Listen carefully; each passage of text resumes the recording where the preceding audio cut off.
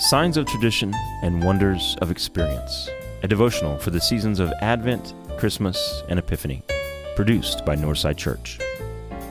Sunday, December 22nd. Our scripture passage today comes from Exodus chapter 3, verses 2 through 3 and verse 14. There the angel of the Lord appeared to him in flames of fire from within a bush.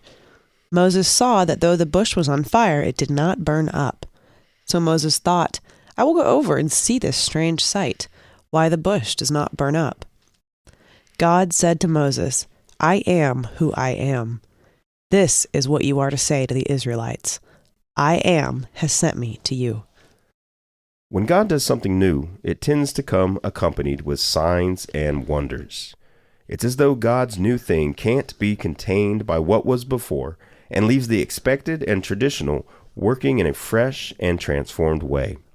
When we last saw Moses, he was a baby in a basket, being adopted by the Pharaoh's daughter and growing up in the opulence of the royal palace of the man who had enslaved his people.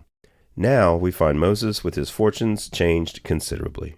For all intents and purposes, he is a fugitive on the run after murdering an Egyptian slave driver.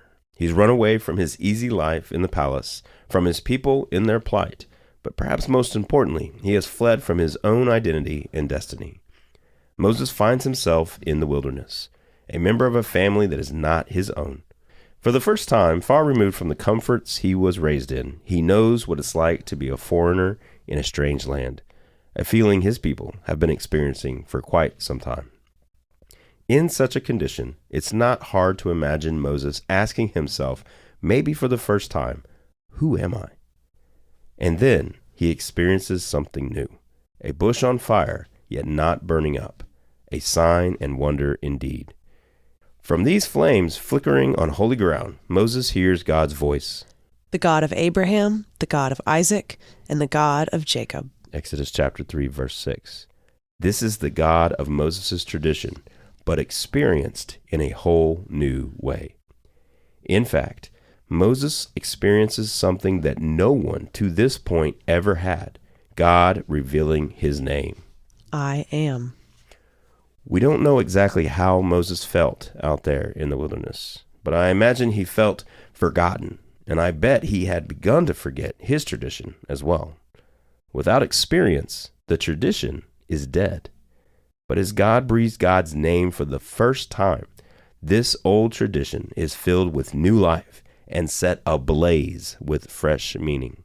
Moses wonders who he is himself, and it's as if God answers, know me, and you will know yourself. More than that, you'll know what you are to do. God has not forgotten Moses in the wilderness or his people in slavery, but has heard their cry for help, and he is sending Moses to rescue them. How does knowing who God is tell us who we are today? How does experiencing God today give our tradition new life?